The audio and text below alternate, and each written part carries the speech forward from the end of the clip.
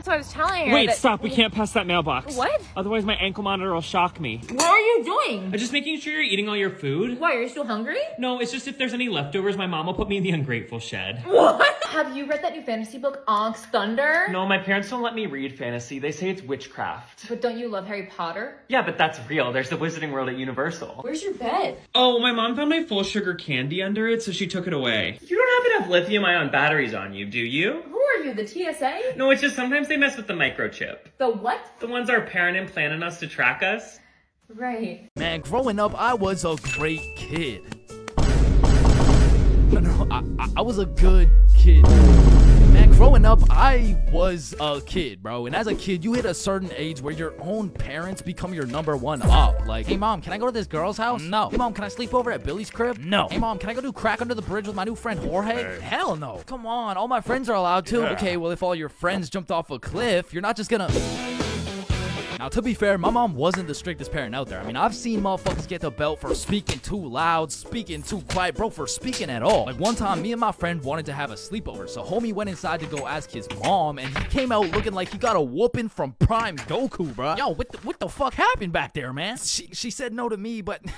I think if you asked her, she would say yes. Bro, are you fucking insane? I'm not asking her shit. Like, I really can't complain, because some of my friends' parents were so strict, they had a fun limit, bro. Yo, George, we're gonna hoop after school. You wanna pull up? Damn, dude, I'd love to, but, man, I watched a movie yesterday. Okay.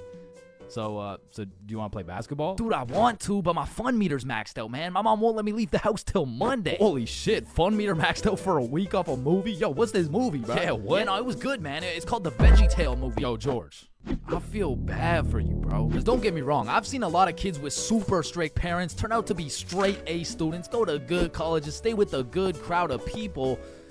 But with that being said, a lot of these kids whose parents were too strict to let them watch fucking SpongeBob, they end up going to college and catching Krusty Krabs after letting a dude named Patrick explore their bikini bottom, bro. Nah, but for real, my mom was far from one of those parents. I mean, she was reasonable, but the thing was, all my friends were a year older than me. Now, mentally, we were all dumb as shit. But when you hit that 12, 13, 14-year-old age, that 1 year is the biggest difference, bro. Like, us doing shit together just didn't look right. Yo, Bob, can you pass the Zot? Yo, Billy, let me hit that. Yo, pass me that shit, cuz. And cuz of this, I wasn't allowed to do a lot of the shit that my friends were allowed to do. Like, these boys could stay out past 10th. I've gotten a lot of questions asking me if I still talk to my strict parents after how they treated me growing up. And to be honest with you guys, no, not really. I've only talked to them 2 times since Christmas. And I'm not gonna lie to you guys, sometimes it's hard. Sometimes I really do miss having a mom to talk to and my dad. Because we did have our good moments. We had so many great moments growing up. Before I finally told my mom that I didn't really want to talk to her anymore, I did try having a conversation about everything that happened. I wanted a relationship with her because she was my mom. And whenever I gave her the opportunity to try and apologize and take accountability for things, she would just sit there and tell me either A, it didn't happen, or B, she's not a perfect person, so I shouldn't have to hold her accountable. And when she said this to me, I don't know what clicked in my head. I just knew that she was not going to change unless I set some firm boundaries. And that's when I ultimately decided not to talk to her anymore, because I knew if I kept talking to her, she actually wasn't going to reflect on what she did at all. And I'm not trying to sit here and act like I was a perfect child, because I definitely was not. But I tried my best to respect her, and I tried my best to have a relationship with her. But ultimately, I just had to choose what was best for my peace and my healing. There are definitely some days where I do get lonely and I kind of wish I had my mom to talk to, especially Mother's Day. Like, those are always really hard holidays for me, because I do love my mom and I do miss her every single day. I miss all of the good moments that we had, but I just had to do what was best for me. If you're struggling with the same thing, I promise that it does get better. And it's okay to prioritize yourself sometimes. But that's everything. Bye. There are weird things that I was allowed to do growing up with strict parents. I was allowed to get a tattoo like 3 days after I turned 18. That one was really weird to me because I wasn't really allowed to dye my hair that many like cool colors, but I was allowed to make a permanent decision on my body for the rest of my life. My parents didn't care if I had like a boyfriend or had like a boy's number in my phone. They were just really weird about me physically seeing someone. I was allowed to wear makeup in 6th grade, but it depended on the product and the shade of the product. When we would go to like the beach and on vacation, I was kind of allowed to go wherever I wanted. It just had to be like within a certain like radius, and like I had to check in every so often. I wasn't allowed to go to the mall even if I brought my sister, but I was allowed to go to water parks as long as I brought my sister with me. I don't know, I just feel like a mall is kind of a little safer than a water park. I just feel like a lot of creeps are there. there. I was allowed to wear bikinis, but I wasn't allowed to wear leggings. I also couldn't wear crop tops. I was allowed to like pierce my own ears as many times as I wanted, as long as I let my mom know. But she absolutely did not like the facial or like belly button piercings. I was allowed to listen to like explicit country music, but like if one of my pop songs had like a bad word in it, my parents would freak out. I guess country just makes it sound a lot more polite. But that's everything. Bye guys. Okay, so I see people talking about what strict parents teach you all the time, right? Like how to sneak around, how to lie, how to hide your phone, whatever. But what I don't see people talking about is what they subconsciously teach you. And what strict parents teach you is subconsciously they teach you to be paranoid. It's not even their fault actually, but you teach it to yourself by having strict parents and like lying to them. Why? Well, because you're sneaking around behind their back, lying to them and doing all the stuff you're not supposed to be doing. You're lying to people that are supposed to be teaching you and people that should trust you. So then you think to yourself, what are other people doing behind my back? Are they really going to bed? Are they really at that party? Why haven't they texted me back? By lying to the people that trust you most, you are hurting yourself. And I should have told that to myself a long time ago, but I'm telling you now, so please learn. Wait. That's a little upsetting. Wait.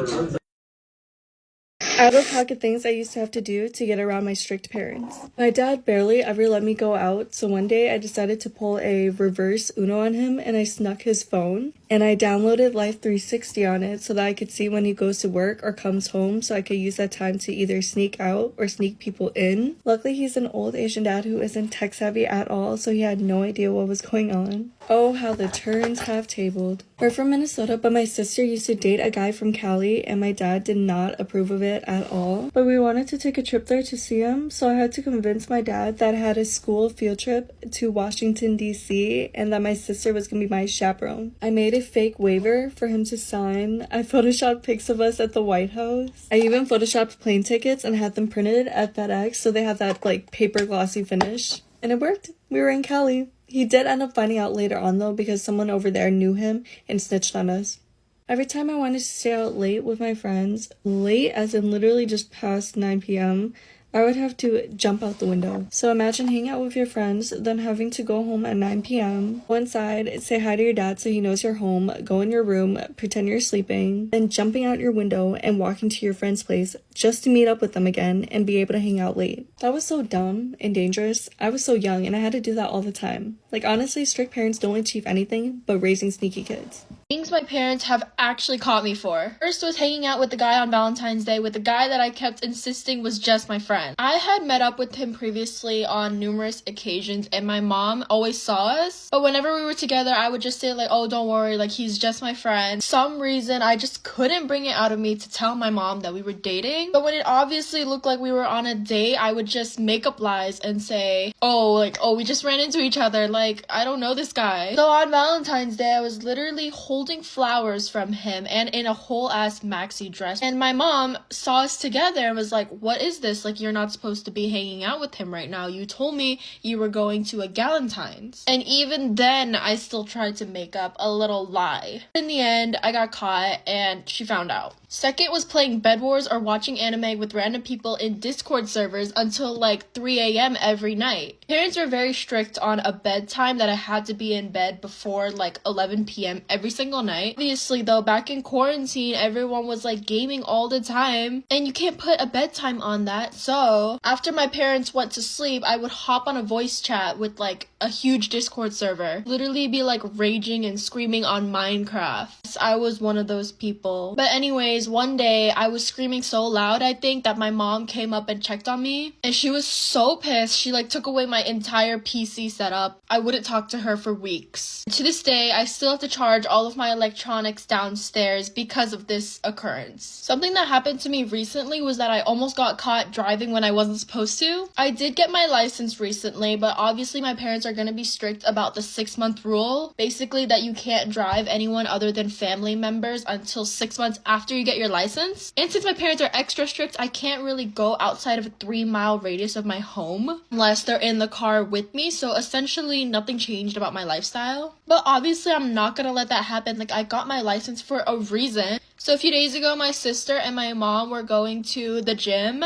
I just took that opportunity to leave my house and go pick up my friend just for some Taco Bell. Obviously, I turn off my location just so she can't know that I left the house without her knowing. She automatically checks my location and sees that it's off, starts FaceTiming me when me and my friend are in the Taco Bell drive-thru. And I'm just thinking to myself, like, oh my gosh, I am actually cooked. Taco Bell is like 10 minutes away, so I don't know how I managed to do this, but I did not answer any of her calls that entirety of the 10 minutes that I took to drive home. Y'all, it was actually rough. I was like speeding and swerving, and I know that is not good. It wasn't that bad, but definitely top 10 scariest experiences of all time. There are definitely more, but that's all I can think of right now. Let me know if you can relate.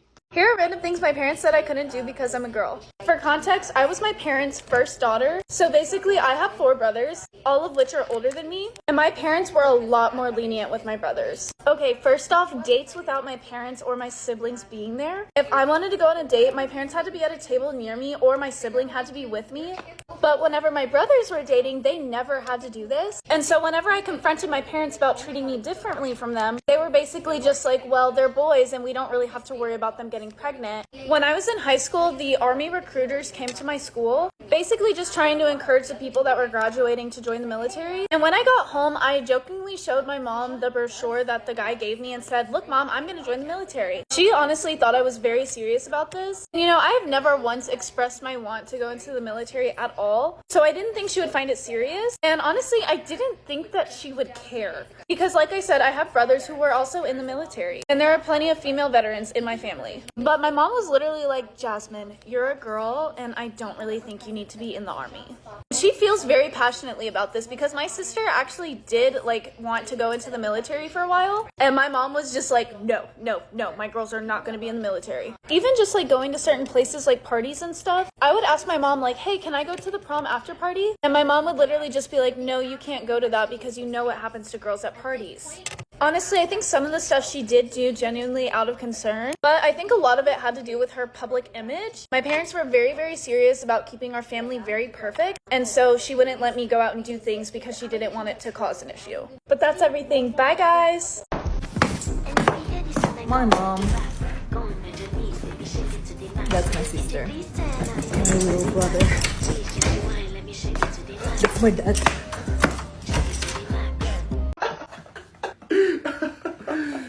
Yo, this is just like that episode of SpongeBob. Oh, my mom actually didn't let us watch SpongeBob growing up.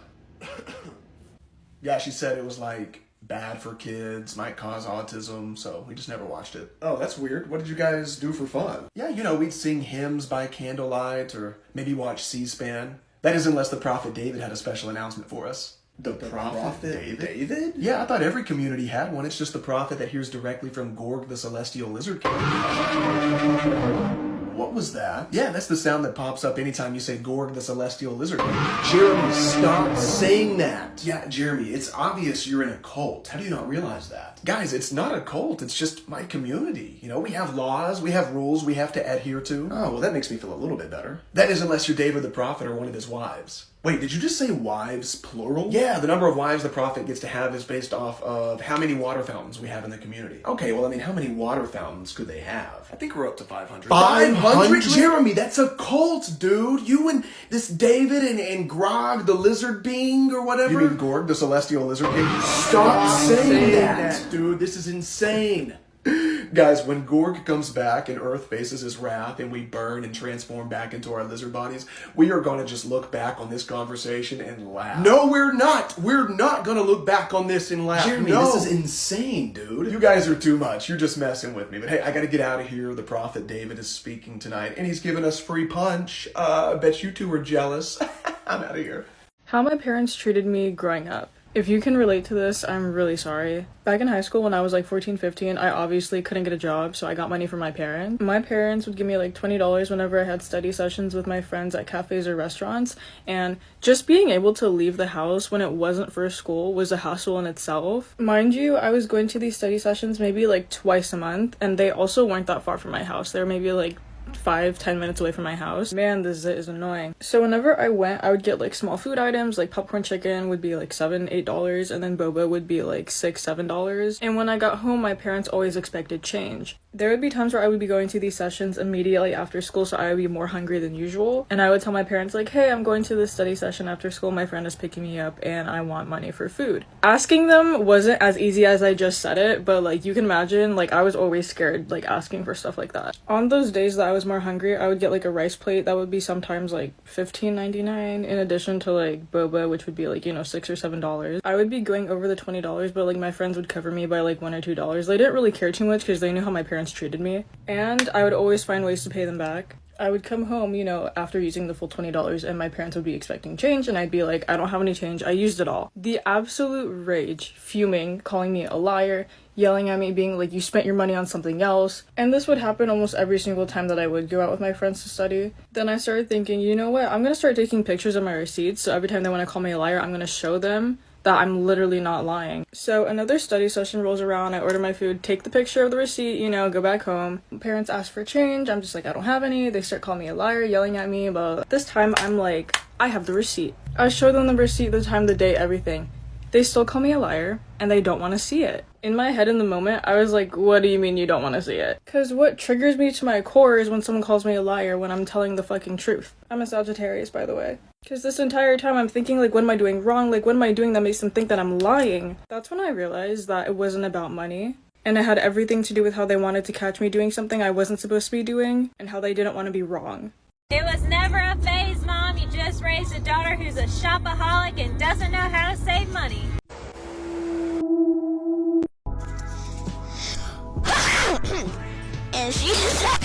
Why didn't you text me back last night? Sorry, my parents take my phone every night at 9 p.m. Weird, but it kind of reminds me of that one episode of SpongeBob where he's late to work and he's all like, yeah, I've never seen it. You've never seen SpongeBob? Nope, I'm not allowed to watch it. That, Harry Potter. Okay, tonight we're having a sleepover at my house and we're watching Harry Potter. Okay, let me ask my mom real quick. Hey, Mom, can I stay at Laura's house tonight? I just don't know Laura's family very well. Plus, we have church in the morning. Please? No, honey, not tonight, but she can have a sleepover at our house. Fine. She says I can't stay at your house, but you can stay with me if you want. Okay, I'm cool with that. You will have to go to church with us in the morning, but afterwards we're going to the lake, so bring a swimsuit. Oh my god, yes. I literally just got the cutest swimsuit ever. Here, look. No fair, you're allowed to wear a two-piece? Yeah, geez, your parents are so strict. Tell me about it. Hi.